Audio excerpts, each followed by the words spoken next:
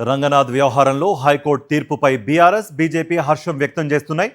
పేదల ఇళ్లు కూల్చినందుకు హైకోర్టు సరైన నిర్ణయం తీసుకుందంటున్నాయి విపక్షాలు. అయితే రంగనాథ్ లాంటి అధికారిని కోల్పోతే ప్రజలకే నష్టమని, ప్రజల ఆస్తులను కాపాడేందుకు హైడ్రా అవసరం అంటోంది కాంగ్రెస్.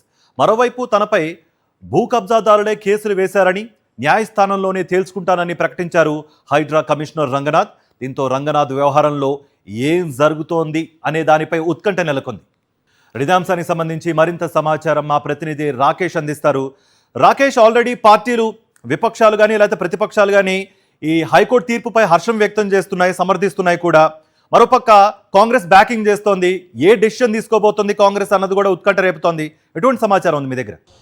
హైడ్రా చీఫ్ రంగనాథ్ను తొలగించాలంటూ కూడా సీఎస్కు హైకోర్టు ఆదేశాలు జారీ చేసిన నేపథ్యంలో ఈ అంశం ఇప్పుడు పొలిటికల్ టర్న్ తీసుకుంది. హైడ్రా ఎప్పుడైతే ఏర్పడిందో అప్పటి నుంచి అధికార విపక్ష పార్టీల మధ్య హైడ్రా విషయంలో వాదోపవాదాలు జరుగుతూనే ఉన్నాయి. ముఖ్యంగా పేదల ఇళ్లను హైడ్రా కూల్చివేస్తుంది, పేదలకు నష్టం చేస్తుందంటూ కూడా అటు బీఆర్ఎస్ బీజేపీ మొదటి నుంచి ఆరోపిస్తున్నాయి. అయితే కేవలం భూ కబ్జాలు చేసిన వారి ఇళ్లను మాత్రమే తొలగిస్తున్నాం, ప్రభుత్వ భూమిని కాపాడే ప్రయత్నం చేస్తున్నామంటూ కూడా కాంగ్రెస్ వాదిస్తూ ఉంది. ప్రస్తుతం హైకోర్టు తీర్పు నేపథ్యంలో మరోసారి ఈ అంశం అధికార పార్టీ విపక్షాల మధ్య టగ్ ఆఫ్ వార్గా మారిందని కూడా చెప్పుకోవచ్చు.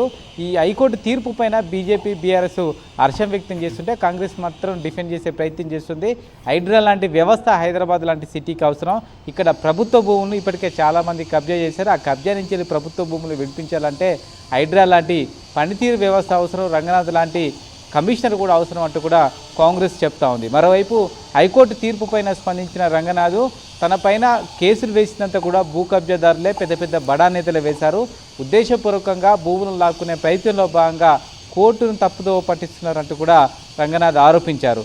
తన పైన వేసిన మొత్తం కేసులన్నిటి కూడా కోర్టు ద్వారా ఎదుర్కొనేందుకు తాను సిద్ధంగా ఉన్నాను, ప్రజల ఆస్తులు కాపాడే ప్రయత్నంలో తాను ఎంత దూరమైనా వెళ్తానంటూ కూడా రంగనాథ్ ప్రకటించారు.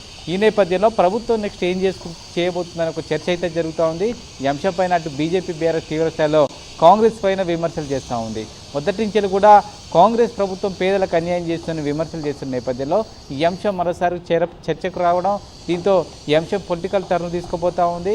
ఆగస్టులో జరిగే అసెంబ్లీ సమావేశాల నేపథ్యంలో ఈ అంశం కీలకంగా మారే అవకాశం కనిపిస్తూ ఉంది. నిజానికి ఆగస్టులో ప్రత్యేక అసెంబ్లీ సమావేశాలను అసెంబ్లీలో పోటీ చేసే యువతకు ఏజ్ తగ్గించాలని సెషన్ పెట్టాలని సీఎం భావిస్తున్నప్పటికీ ఆ సెషన్లో ఈ అంశం కీలకంగా మారే అవకాశం ఉంది. ఈ నేపథ్యంలో ప్రభుత్వం కూడా వ్యూహాలు రచిస్తూ ఉంది. హైడ్రా విషయంలో ఇప్పటివరకు చెరువుల పునరుద్ధరణ విషయంలో కానీ, లేకుంటే ప్రభుత్వ భూములు ఎక్కడెక్కడ కాపాడారో అక్కడున్న ప్రజల్ని సంబంధించి బయటకు వచ్చి మాట్లాడాలనే విజ్ఞప్తి అయితే కాంగ్రెస్ నేతలు చేస్తున్నారు. ఇప్పటికే పలువురు ఎమ్మెల్యేలు కూడా బయటకు వచ్చి హైడ్రాకు మద్దతుగా మాట్లాడుతున్న పరిస్థితి కనబడుతుంది. చూడాలి ముందు ఇంకా బీజేపీ బీఆర్ఎస్ కాంగ్రెస్ మధ్య ఈ హైడ్రా విషయంలో ఎలాంటి చర్చ దారితీస్తుందనేది చూడాలి.